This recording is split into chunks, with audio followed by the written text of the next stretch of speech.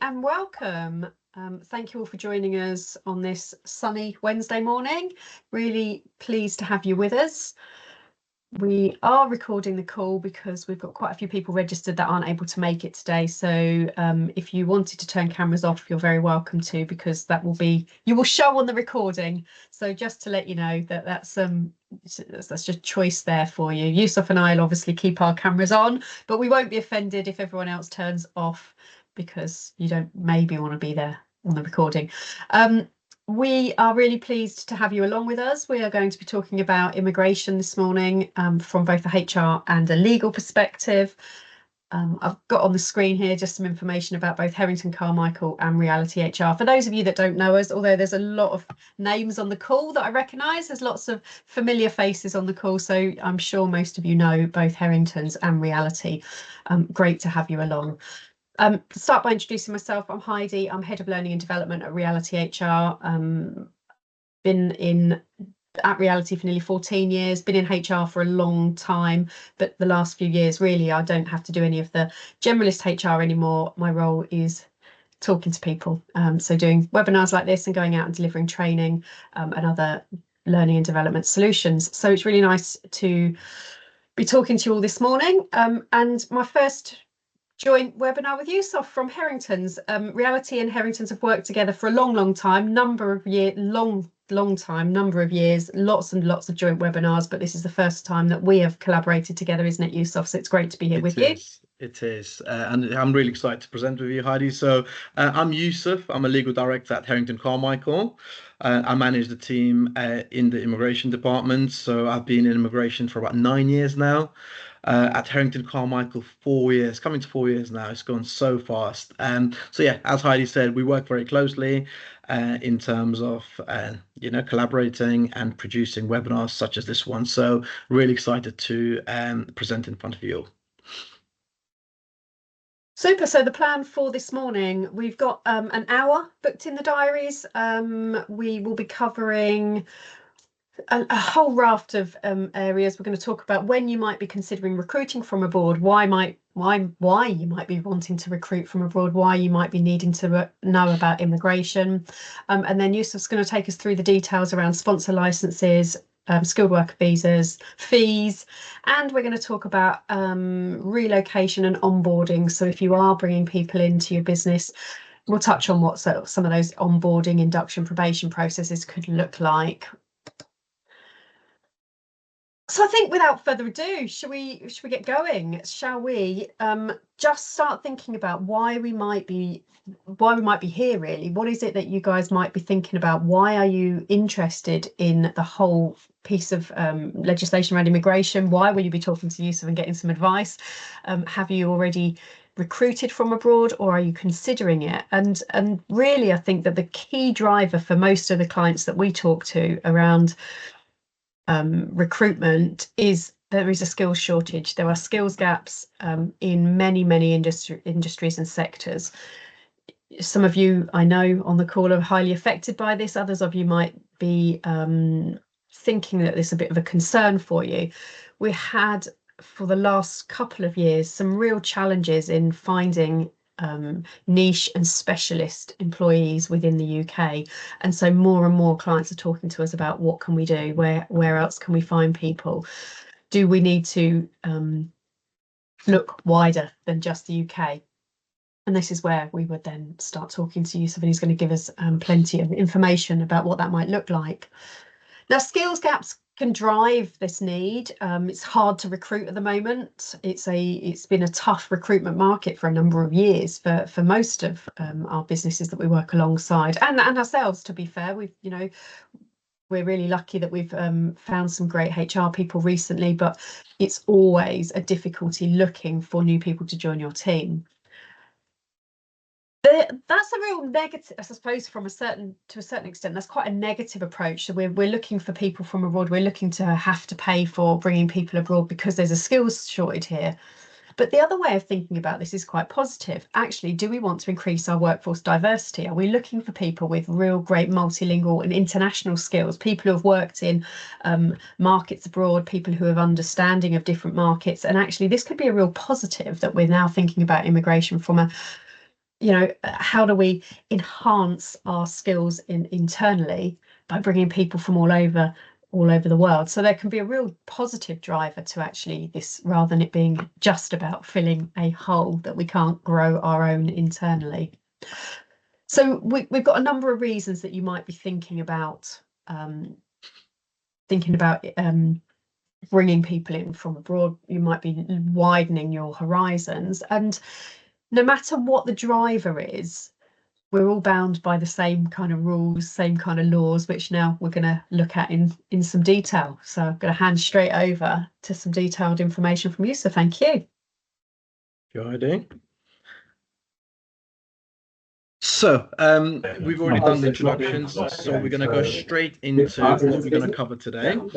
Heidi's already gone and spoken about why you want to recruit from abroad, and there might be a business drive, there might be talent that you need in order to fulfill a specific role. We're going to go through sponsor licenses in particular. And what is a sponsor license? So a sponsor license is a form of license which is granted by the Home Office to a business, which enables a business to recruit from overseas and hire individuals who need the right to work in the UK. We're also going to go through skilled worker visas, which is step 2 of the whole process. You need the license first, then you need to go for the skilled worker visa in order for an individual to start working for you. We're also going to be speaking about application fees and relocation, and then onboarding as well. So we've gone through all of this in terms of why you would potentially want to recruit from overseas, maybe a skill gap. There's a niche specialist individual you probably need for your work, and in order to, get the best talent for your business. And that's important, and it's probably the main reason why most businesses go for a sponsor license, is because of the specialist talent they need in order to enhance their business and take it to the next level. So we're going to be speaking about the UK immigration law, the points-based system in particular. And one of the first things I want to mention is that with the skilled worker visa there is a salary requirement. So for it to actually qualify, for a job to qualify for a skilled worker, it needs to be at least, the salary needs to be at least £38,700, or what the going rate for the SOC code is. Okay, so if the going rate for the SOC code is higher than the £38,700, it needs to meet that. But in general, 38,700 is the minimum threshold. Okay. There are certain scenarios where you can pay less, less than the £38,700. For example, if you qualify under the new entrant rate. So the new entrant rate, provided your salary is at least 30,960, you can qualify for this. If you're under the age of 26, if you're on a graduate visa currently based in the UK, or on a student visa currently based in the UK.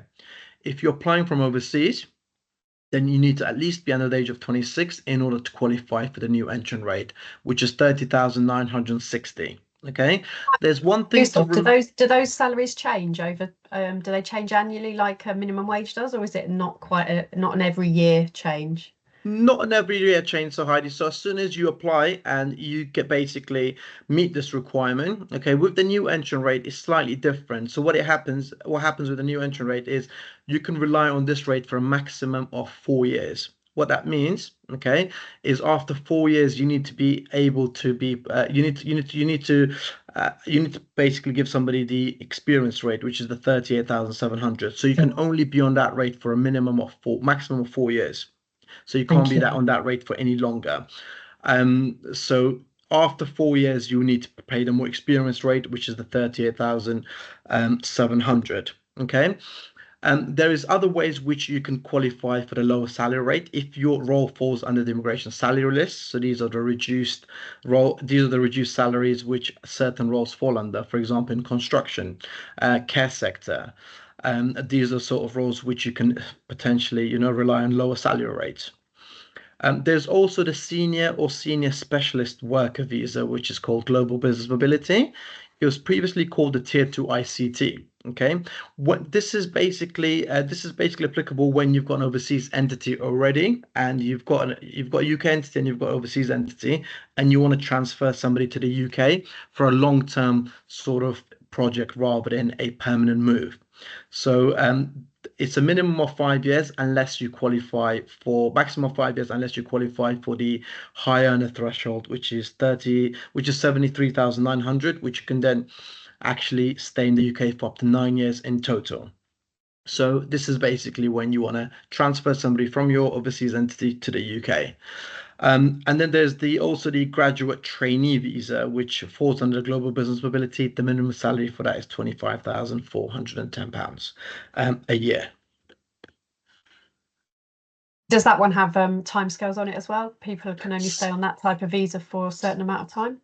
Correct. That one also has a time scale. Yep. And the good thing is with a skilled worker visa, you've got after 5 years, you can qualify for indefinite leave to remain. So you can stay here permanently and settle. You may have heard that the government are trying to extend this with their white paper proposal. You can increase that to 10 years.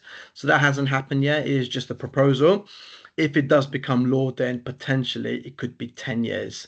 So it's longer than the 5 years, extending the 5 year period to the 10 years. We're going to go back to how to qualify for a sponsor license. Okay, so you do need a sponsor license, as previously said, and in order to be able to recruit from overseas. And in order to do that, you need to make an application to the Home Office. So, what are the requirements? The requirements are that you have no unspent convictions for immigration offences, and other offences such as fraud, and money laundering. You've had no previous license revoked by the Home Office in the previous 12 months. You have an actively trading presence in the UK. Now, a lot of my clients say to me, "What do you mean by actively trading presence?" What that means in short is as long as you've got the documents which you can show that you are currently trading in the UK. This could be a VAT registration certificate, a PAYE document, a bank statement. These are the type of documents you need to show that you're actively trading in the UK in order to be able to apply for a sponsor license. Okay, and you've got the appropriate systems in place to be able to monitor and track your sponsored workers. What that means in short is you've got the right to work sort of processes in place. You know how to do the checks internally. You'll be able to have processes in place where you can monitor and track employees, because once you've got the sponsor license, you do have some sponsor license duties which you need to follow in order to be able to fulfill your obligations as a sponsor. So these are things like when the job title changes, you need to report this to the Home Office. When an applicant's salary increases or goes down for whatever reason, if their work hours change, these are the type of things you need to do. And at the same time, there are certain actions you also need to take. If, for example, somebody ends up not coming to work for the next 10 days, and that has not been, approved internally. So it's basically an absence which you're not aware of. This individual's gone missing for the next 10 days. You do need to report these sort of things to the Home Office, and they need to be aware in order for you to be able to in order for you to fulfill your obligations as a sponsor. So they need to be satisfied that you will be able to do that. Sometimes when you apply for a sponsor license, what the Home Office wants to do is come in for a pre-license audit. What that means is whilst they're considering your application, they'll come into your offices, they will check to see if you're actually a legitimate business. You'll be able to, you'll be able to have the process in place. You'll be able to fulfill your obligations as a sponsor before they're satisfied in terms of granting you the license. Because a license is a luxury to have, to be able to apply from overseas and have the correct have overseas applicants working for you, which obviously is a which is obviously beneficial to the business. So, what kind of licenses there are? There's the skilled worker license, and then there's the global mobility license. In short, what I want to do is make this really short and sweet for you all. So, the skilled worker is a permanent sort of move. If somebody wants to stay here in the UK after 5 years, you can apply for settlement. Whereas the global business mobility is a transfer from your overseas business to the UK for a long-term project, for a long-term assignment. And it just depends on how much they are earning. They can stay here for up to 5 years in total or 9 years.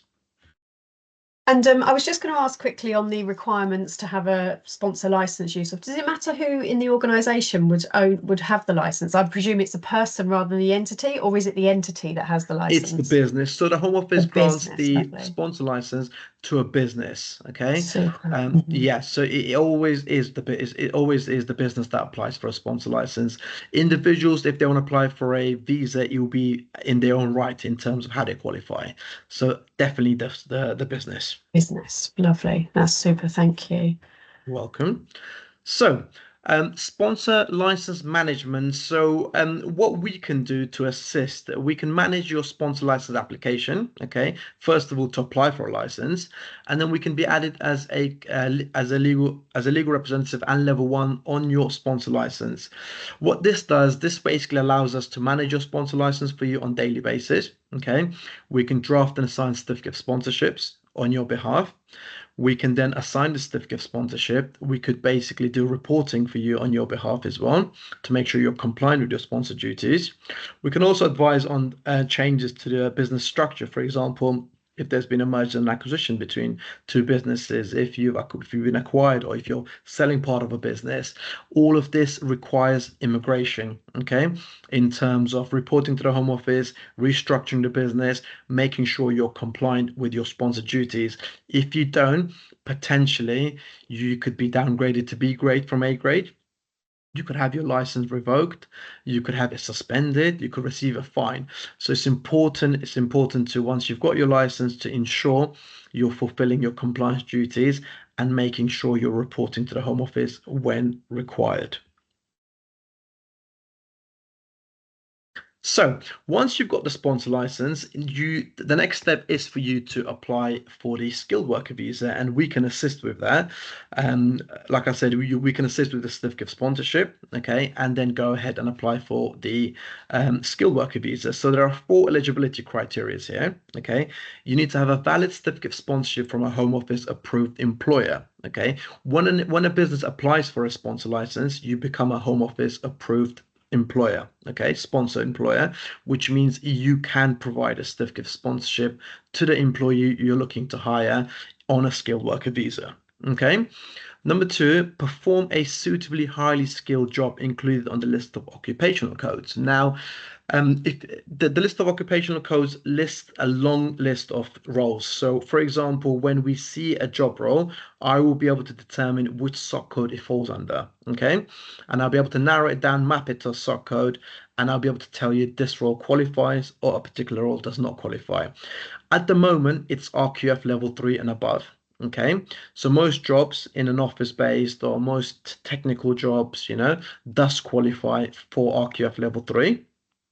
What the Home Office and the government are now proposing is to increase this to RQF level 6 and above, which is degree level above, which will basically potentially take 180 occupational codes out of the list, which it will be eligible for sponsorship. So that is one thing which the government's proposing in order to reduce net migration, but it hasn't happened yet again. So my clients are continuing to sponsor under the RQF level 3, and it's all good at the moment. So nothing has changed, even though they're Is that proposing these likely to changes. is that likely to impact the salary requirements as well, or is it just the level of the job? And we would say, so you said it's going to be degree Yeah, level for level 6. Yeah. yeah. So when they say degree level, Heidi, it means it needs to be a degree Yeah. equivalent sort of role. Yeah. You don't Yeah. potentially need to have a degree. So that's one thing to clarify. Secondly, there are rumors that there will be an increase in salary thresholds again, okay?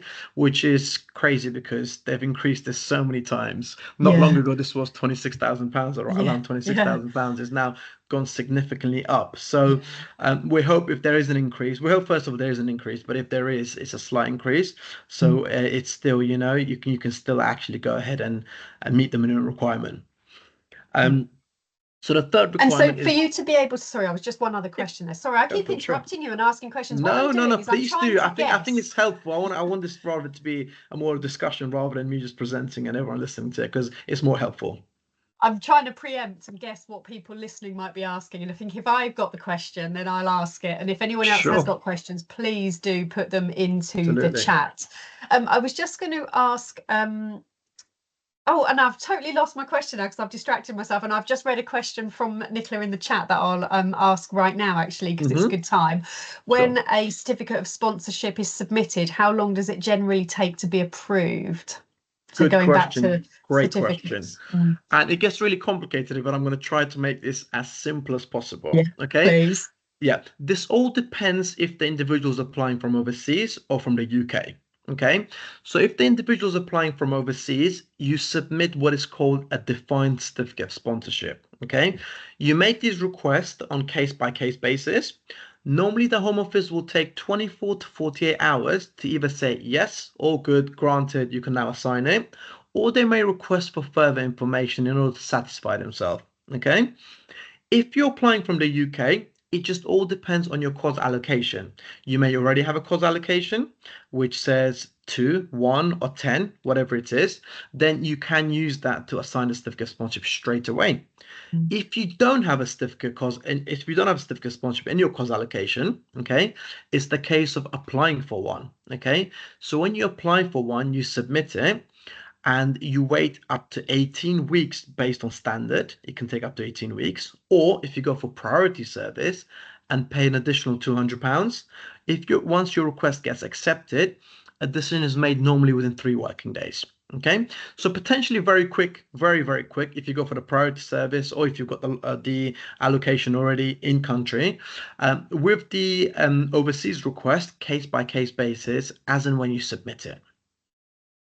Wonderful, thank you. That answers Nicola's question. And I've remembered my question now, you'll be pleased to Go know, for it. which Sure. was, do you need any particular information from the company to understand what the job is going to be about so that you can check it against the eligible occupations? So do you need a job Correct. description, or just as a job title on its own enough? Just Correct. So what I would need is a job description. I would mm, need a job title, mm, qualifications as well, skills and sure. qualifications required for the job Yeah. in question. What I'll do, I'll use all of that information together and determine, for example, a job title alone could fall under a different SOC code. Whereas when you look at a job description, it's similar to something else. It's more leaning towards another particular role. Okay. And remember, each SOC code has different job titles in it. What that means is basically if it doesn't meet the first criteria, the first title, it doesn't mean it doesn't fall under SOC code. There's so many names listed under that particular SOC code in terms of a job list which could potentially qualify under that particular SOC code. So again, that is my job. That is for me to determine. That is for me to advise on. And it's very crucial you get this right because if you select the wrong SOC code, okay, technically the individual you're hiring and who's working for your business doesn't have the right to work. Okay, because it's not just about illegal working, it's about having the right to work in the UK, the right permission to do the right job in question. So very, very crucial. You could either have get the application refused if the Home Office are not satisfied you've selected the wrong SOC code, or potentially, if it does go through and they miss this out and there is a visit from the Home Office, they can potentially turn around and say, you're not doing the job in question. So you could then potentially have receive a fine, which you don't want to. So that's that in the very shortest way. Okay. Wonderful. That's a super answer. Thank you. Mhm. Now you're welcome. And the fourth criteria here, you need to have sufficient English language requirements in terms of you need to know your English to a certain degree. And for skilled workers, it's B1 and above. And you need to meet this in each component. So there's the listening, writing, speaking, and speaking, writing, listening, and reading. So on four criterias, you need to hit the B1 mark in order to meet the English language requirement for a skilled worker visa. So many different criterias, and again, we'll be able to advise on how an English language requirement is met. If you're from a majority speaking English country, you automatically meet it. If you've had a degree taught in English from a UK university, bachelor level and above, you meet it automatically again. If you've had a degree taught in English from overseas, we will then need to get a third party company involved, which is called ECTIS. They will verify the documents and provide the necessary supporting documents to meet the English language requirement. If you don't have either of those and you're not from a majority speaking English country and you've not had a degree taught in English, then it's the case of doing an English language test. And there is a list of approved test centers in the UK and overseas all over the world, which provides this test. And so you need to book one of those and go ahead and complete it. It's very important to select the right test, because if you do the wrong test, again, it will not be accepted and you'll have to do it again. So very, very crucial you get the right test done. And is the responsibility for arranging that test with the employee who wants to come to the UK, or is it on the responsibility of the UK employer, so the businesses that want to Great recruit? question again. Great question again. And the responsibility always falls on the applicant, because the applicant needs to do the test, needs to Yeah. show how they meet this requirement. However, when I'm instructed, I make sure the applicant does the right test. Yeah. I normally request them to send me a screenshot of the test they've booked, to make sure they've selected and booked the right Yeah. test. Yeah. Otherwise, like I said, it will not be Yeah. accepted, and they're very strict on this. So yeah, Yeah. definitely the responsibility of the applicant in terms of meeting this requirement. I mean, it's also a great reassurance for the employer, isn't it, that the candidate meets the right sort of level of language ability to be able to do the job, as well as, I understand it's Absolutely. about a legal requirement, but of course, from an employer's perspective, we need people that can understand, Certainly. speak, and interact with employees here in the UK. So it's good reassurance for the employer that the candidate's done the right test as well. Yeah. Yeah. Certainly. Yeah, and it's not an easy test as well. So I mean, it basically Oh tests gosh, your I wonder how each many of us would component. pass it who are English speakers. I'm a bit worried. Yeah, it's good, because you've got a candidate here that speaks good English. They're going to be able to come do the Exactly. job in question. Yeah. They've obviously Yeah. had that interview. They've got the job, so they must Yeah. have already impressed in Yeah. that job interview. So the test should be okay for them. Yeah. Yeah. Wonderful. We've So had another question come in the chat, if yeah, that's okay, sure, before we move go for on. it. So Katrina says, we have a lot of candidates available. However, they would have to work fully remotely, as they're not all based in the proximity of the work location. They may live in Manchester, Bristol, etc., and the office is in London. Does the employer have to report remote work, and how may this impact certificate of sponsorship approval? Great question. Again, all of this remote working technically began when COVID started. So the home office are a little bit, that they're more understanding now. Remote working has become the new norm nowadays. A lot of people do work from home. So that's absolutely fine. What you can do is you still need to allocate this individual a work address on the certificate of sponsorship. So the main work address, even if they were to attend an office for a meeting, or even once a week or once a year, where would they go? So they need to be allocated a work address. And then Mhm. on the certificate sponsorship, you also have other workplaces. You can put a home address. And so the home office are aware that this individual is also working from home as well. So that will be fine from a compliance perspective and meeting your sponsor duties from a employer's perspective. So that's absolutely fine. So in terms of the management of that employee's work location, once they're here on they're here on a skilled worker visa, from a operational perspective, we just manage them in the same way we would any other employee who's working from home, and we might arrange for them to come to the office and pay travel or not pay travel, whatever our company policy is and whatever our contractual obligations are. So no different once they're here and working. Correct, correct. No, no difference, but obviously there's extra obligations on them, such as the reporting duties, making Yeah. sure it's all reported on the home office, on the SMS sponsor management system.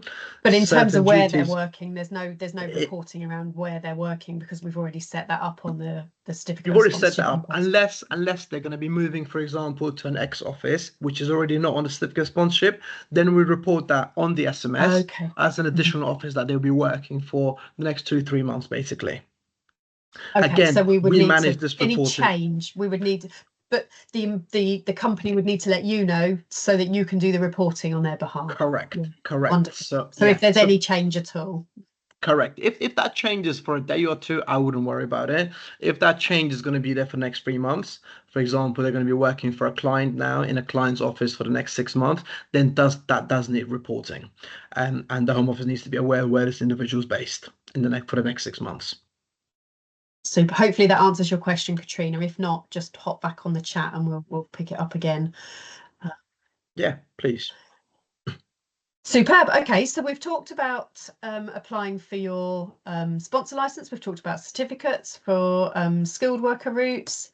You already started to talk us through some of these skilled worker salaries. I think we've probably answered most of these, but you've got some other detail on this slide, so I'll let you come Yeah, back to yeah. this. It's so what this does basically, Heidi, this breaks down how you can qualify for lower salary thresholds. Yeah. And again, the minimum salary is 38,700, or what the going rate for the occupational code list is. So which is listed in the appendix skilled occupations.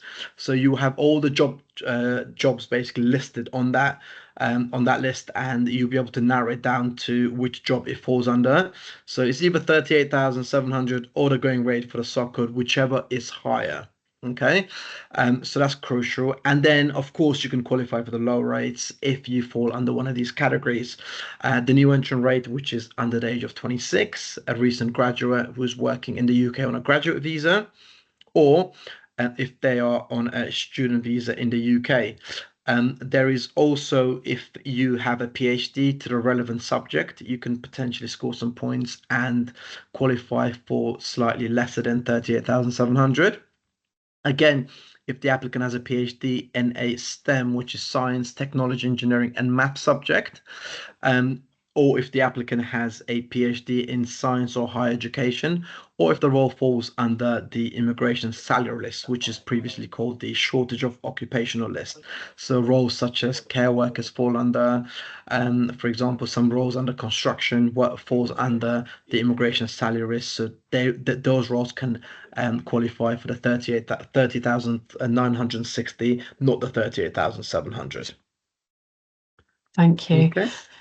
I'm Any just going back very quickly to the previous question, if that's okay, before we move on. If someone's working remotely, we already said if they're changing their office address, we'd need to update the SMS. Do we need to do that as well for a change of home address? Technically not. I'll tell you why. Because if you do it in the first certificate of sponsorship, technically you don't, but I think it's good practice to do. And you don't do this through the individual themselves, so the sponsored migrant. In this case, what you would do, the business will let us know, and we would just basically report an additional home address on the SMS, confirming that the applicant's also working from this X address as another regular workplace, basically. Okay, wonderful. Thank you. So I'll keep an eye on the questions, and then we're going to go in and talk a little bit about the costs. Correct. Now, with immigration, obviously, skilled worker visas, it costs a lot. It's an expensive process because you're looking to bring somebody who's going to add to your business. So it is worth it, but of course, there's the costs involved, which you need to, as a business, think about it. Now, the first step is when you apply for a sponsor license. Okay. The sponsor license application fee is £574 for small businesses, okay, or £1,579 for medium to large enterprises, so to medium large businesses, okay. Now the definition of small sponsors, okay, is basically in the Companies Act, and it breaks down the criteria as the following. If your annual turnover is 15 million or less, your total assets are worth 7.5 million or less, or you have 50 employees or fewer. If any of these two apply, you fall under the small business category. Okay, so you pay the £574. And that's just the first step of becoming a sponsored, of having a sponsor license and looking to go ahead and apply for skilled workers. So the sponsor license fee, it's there. If you want to pay for priority service to reduce it from 8 weeks down to 10 days, then you pay the additional £500. So the processing is up to 8 weeks. A decision could be made quicker, but it can potentially take up to 8 weeks. If the Home Office needs to do checks, and that's their standard processing times. As I said before, if they want to do a pre-license audit and come in and check your processes in place, if they want to see if they're not satisfied yet, then that could potentially delay the processing times. But it's worth paying the £500 if you want to get it done really quickly and you've got somebody waiting, because you How don't want to often, use that individual. How often are the audits in your experience, Usof? Is it something people do regularly? Can I be honest with you, Heidi? I've not had an audit in the last 7, 8 years, I would say. Been Okay, very okay. lucky. So it's It's just something that can happen, but isn't that it can regular? happen. What we do, Heidi, when we are instructed on this, we present a really good case to the Home Office. We make sure we show that the Mm. business is trading correctly. We provide all the information, everything they need. So we provide it in a manner that they look at the application and they say tick, tick, tick, approved, basically. It's not as simple as I just made it sound, but potentially in that sense, they could just literally tick all the boxes and issue the license to the business. So very, very rare. Okay. However, I am hearing that they're doing it way more now, and it's coming around a lot more. I still haven't had any. Thank God for that.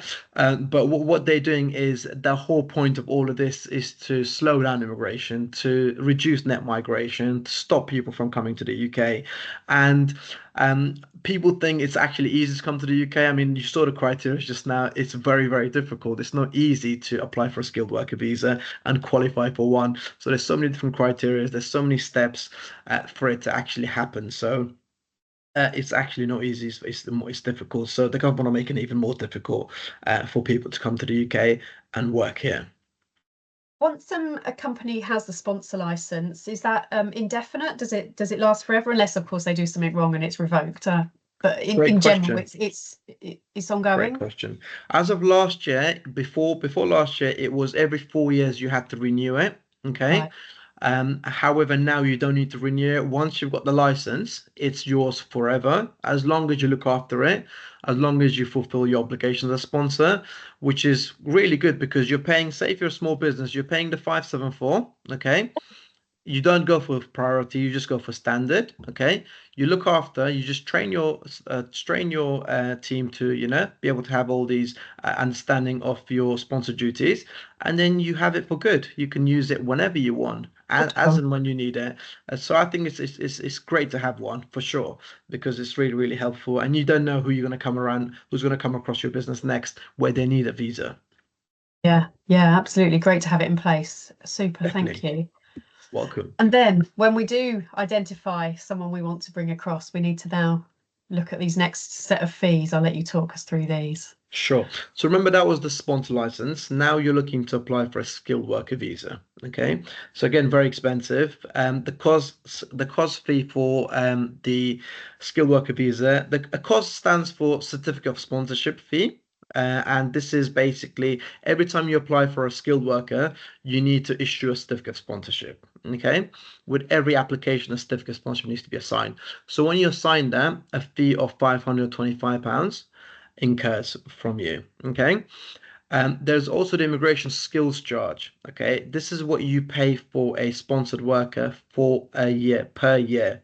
The skill charge is £364 per year for small businesses, 1,000 per year for medium to large businesses. So, for example, if you bring someone to the UK and you want to apply for them for a 3-year visa, you pay the £525, the cost fee, and 3,000 if you're medium to large business, because £1,000 per year, 3,000 in total. Okay, so that's just the certificate of sponsorship. Now we move to the visa application. The visa application fee depends on where they're applying from. If they're applying from the UK, okay, for up to 3-year visa is £769. If they're applying for more than 3 years, so up to 5-year visa in total, is £1,519. Is If five they're years the maximum you can apply for in the in first that? instance, you can either apply for up to 3 years Yeah, to incur the 769 yeah. pounds, or if you want to apply, or if you want to incur the full £1,519, Mm, max you can apply is 5 years 5 years. in the first instance. Yeah. So then that's all you need. So if you go for the 5-year visa, that's all you need in order for the applicant to qualify for indefinite leave to remain, which is also known as settlement in 5 years' time. So no further application is required from the UK.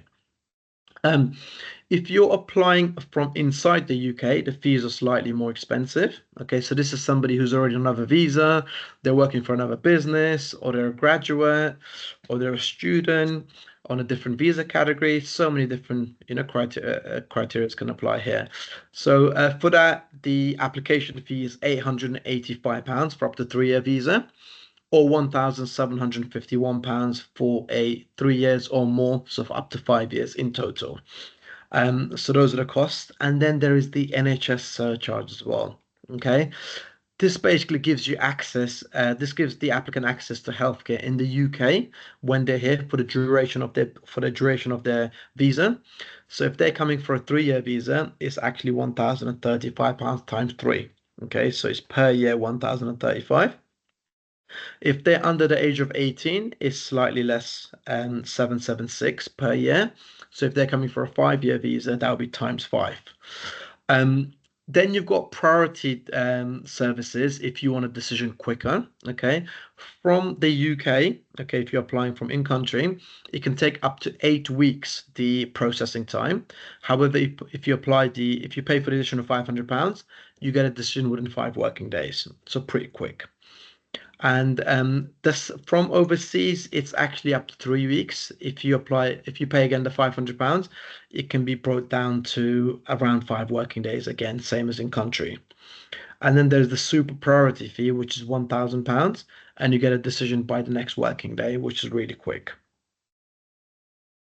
So this might be a really obvious question, but I'm going to ask it anyway in case anyone's Yeah. thinking it. You've mentioned in country here a few times. So you said someone might already be working for another company on a visa or might have been here on a graduate or a student visa.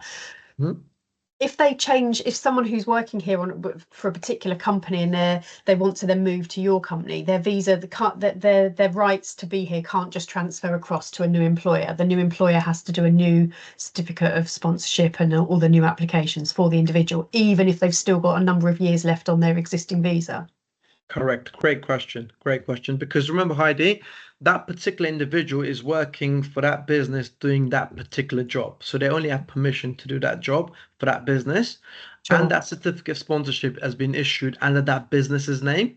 So if another business is looking to hire that individual, they need to issue them another certificate of sponsorship with their business details and that individual's details, the job that they're going to be doing for the job for their business, and assign that certificate of sponsorship and pay those fees again. Okay. Now the good news is, okay, if you do that and you make a new application and pay the new fees, the applicant, the business that's already paid for the applicant will get certain refunds back. So, for example, say you're the on the receiving end, you're a business which has just hired somebody for 5 years, and after a year, another business, they move on to another business.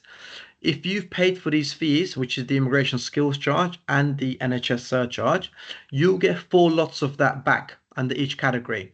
Okay, you get that refunded back. Because can you imagine if you paid for 5 years and Yeah, somebody just moves on to another business and you lose all absolutely. those 4 years? That would be so unfair. Yeah. Now, I want to also add more to the fees because as a business, there are certain fees you have to pay. There are certain fees you don't have to pay. Okay, so this is really crucial because you may be a small business and you really want to hire an individual and bring them in and sponsor them, but you just can't afford to pay all the fees. Okay. And it just depends how the business, some of my clients pay for everything. Some of my clients pay for what they have to necessarily do. And some of them just pay for most of it. Just depends on how it works. Okay. So the cost fee, which is the 525, okay, and the immigration skills charge, so it could either be the 364 or the £1,000 per year. This is something the business has to pay, okay, because you're issuing it, okay, from your certificate of sponsorship. You can't recoup this from the applicant. Okay, the visa application fee, including the NHS surcharge, including any priority fees, okay, you can get the applicant to pay this themselves. You don't need to pay for this. Okay, legally, you're not required to pay for this. Okay, the legal fees, so if you hire a lawyer, you are required to pay for that. Okay, because what the immigration guidance says is any administrative fees relating to sponsorship. My definition of administrative fees is legal fees in assisting with the visa application. So that is something the business needs to pay. It is required. They've defined this definition recently. Prior to that, they didn't include legal fees. Now they do include legal fees, so it's something the business has to pay. If, Okay. for instance, you go ahead and recoup the cost fee and the immigration skills charge, some people might do. I obviously have to advise you against them. What can happen if the Home Office was to come and do an audit or find this out, then you could potentially be in trouble. Okay, so I would always advise you to pay for what you really have to if you can't afford it, and you can't afford the whole thing because it is a very expensive process. It really is. So just pay what is necessary, and then the rest just negotiate with the applicant to pay themselves if they can. So you could ask them to pay that up front, or could you recoup it out of their salary over a period of time? I don't see why not. I don't see why not. I have some of my clients which in their contracts basically say if you leave after a year, you have to pay 50% back. Or if you leave after 2 years, you have to pay 25% back. Yeah, It's on stuff that like that sliding you can scale. exactly, exactly. Okay, that's quite a common, isn't it, when you pay for things like training for people? So that would be quite, we're quite used to using that in lots of contracts. Okay, good, thank you. This is it. And So if an employee agrees, that Heidi, it's clearly that they're really serious. They want to join you. They're not looking to just come in there for a year and just move on. So if they're willing yeah. to agree to that, it's because it's an expensive process. Mm, mm. So the company can't recoup the application fee for the sponsor license. They can't recoup the certificate of sponsorship fee. They can't recoup the immigration skills charge or the legal fees. So all of Correct. those Everything else have to they sit with can. the company, but Correct. the Correct. application fee and the NHS surcharge can be passed on to the applicant. Correct. Okay, Including any wonderful. priority fees, any appointment fees, anything like that. Yeah. Super, thank you. So that was quite a lot of information, but we will obviously share the recording and the slides to everybody afterwards because there's a lot of information on there to take on board. I'll just keep an eye on the chat to see if anyone's got any questions on the details. Is there anything else, Yusuf, that sort of occurs to you that you need to share in terms of technical details? There is, of course, the white paper, which a lot of employers are currently, nervous about. Do we apply for a license? Yeah. Do we not? It's going to be so much more expensive if it's a 10-year sort of qualifying for ILR instead of 5 years. Mm. Do we apply for a job that qualifies for RQF level 3 when the government are proposing RQF level 6? My advice to businesses would be do what's the current law saying at the moment because from my experience in immigration, nothing has been done retrospectively. So there's always should be some sort of, there should be some sort of transition in place when these laws do come through. Although there is there I am reading papers and I'm reading certain things which does say that the government are pushing for this to also apply for individuals already in the UK.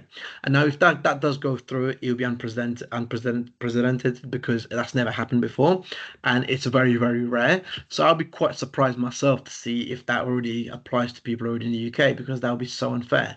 These people That's the apply. change from 5 year to 10 year you're thinking there. Correct, because that's what people Okay. are more worried about. It would Worried about. nothing else in terms of the RQF. Just because somebody came in RQF level 3, it doesn't mean when the government changes it, they suddenly need to do RQF level 6. Yeah. That's I can't see that ever happening. But I'm just talking about the 5 to 10 year 5 to period. 10. They're trying to impose that on the individuals who are in the UK, but I just can't see it. I can't see that happening. But you just never know with this government. Yeah, wonderful. Thanks for that update. So we'll keep an eye on that. If you're not already registered with Herrington Carmichael's newsletters, they do send out regular newsletters and updates on all of these things. So I'm sure we've got some information at the end to share with you all about where to sign up. But do keep an eye and you'll get the latest updates from Yusuf. There we go. Wonderful. So I was just going to talk a little bit more about the individuals that we might be bringing into the UK and what sort of other support we might need. So we ended there on saying we could actually recoup some of these costs. We could charge the employee some of these things. Now, some businesses might need to do that dependent on budget. Other organisations, you may find actually you are so keen to have an individual that you're going to give them a really supportive package. And yes, of course, there's extra cost, but what we often see is relocation support. So for people who are being moved from wherever in the world into the UK, how much relocation support can you offer them? And I guess again, this is partly down to your budgets and how much you really want to bring the individual on board. But these are some of the things that you might be considering giving financial support around. And these are some ideas on the screen here that really are the financial pieces. So can we pay for flights? Can we pay them a relocation allowance? Can we pay for shipping for furniture, etc.? And can we pay for accommodation here once they arrive in the UK while they're looking for a more permanent home? So that's the finance piece, and that may or may not be possible depending on your budgets. But certainly the more supportive human element of helping someone move across into the UK and then onboarding them is something that doesn't necessarily have to be a financial cost, but it's going to be really beneficial for helping the individual settle in and become effective in the role and be happy in the role as quickly as possible. We talk a lot about induction at the moment. So those of you that have been on any of our recent webinars or reading Reality HR's recent updates will see there's an awful lot of talk at the moment about induction and probation, driven by a couple of things. One, that there's so much research that says if we do effective inductions, people stay longer, people are more effective more quickly. So there's loads of data that says that, but we're also mindful that the Employment Rights Bill that's due, well, at any time when we get the latest update from the government, there's going to be change to our unfair dismissal rights. And at the moment, we have 2 years where people aren't sort of impacted by the unfair dismissal legislation. But this is going to change to, they're calling it a day one right in the headlines. And so that means that we're talking a lot about why induction and probation are so important for employees generally. Now, specifically, this is also going to be important for those coming in on visas. We want people to be effective, settled, feel psychologically safe, enjoy working here, because all of that leads to much better engagement and retention. And if you've gone through this whole expensive, hard work, time consuming process of bringing someone in, you want them to be up to speed and effective and engaged as quickly as possible. So there are lots of things we can be talking about planning for good induction processes. And then at the bottom of the slide here, I've put some extra ideas that might be relevant to those coming in on visas that you wouldn't necessarily have to think about for an employee that's already in country. So it might be that you've got someone that can be a buddy or a supportive individual that's going to help them get these things in place, going to help with that language and cultural fitting in, going to help with finding temporary and permanent housing options, particularly if they've got a family with them, and then other family support such as schools and maybe helping a spouse find employment, or funding or supporting with language for spouse. So all sorts of things that we can put into place to help people settle in and feel engaged as quickly as possible.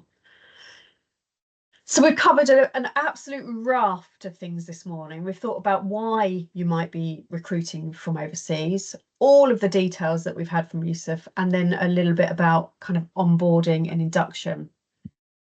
And as I say, we were going to share slides and recording after the session, but both of the teams at Herrington Carmichael and at Reality HR would be very, very happy to talk to you about what this might look like for you as an organisation, for your specific candidates. So we'd be very happy to talk through any details, any practical advice that you need, and of course, just pick up the phone or drop us an email at any time, and we'll be happy to talk about all of those things. So we're coming to the end. We're coming to the end of our time, and we're coming to the end of the presentation. Luckily, we hadn't practiced this, so I'm pleased to say that the timings worked right. It's always nice when we finish on time. Are there any final questions from anybody that either of us can help with? You are very welcome to stay on the call if you've got any specific questions, or obviously we will share our contact details here. So please do get in touch if either of us can help with anything at all. And that's us. Thank you so much for joining us this morning, Usof. It's been great presenting with you. I'm sure we'll be collaborating on many more webinars in the future. Certainly.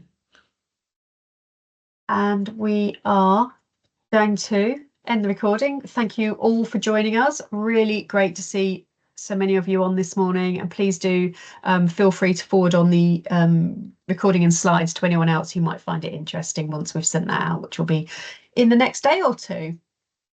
Brilliant. You're welcome. Thank you, everyone.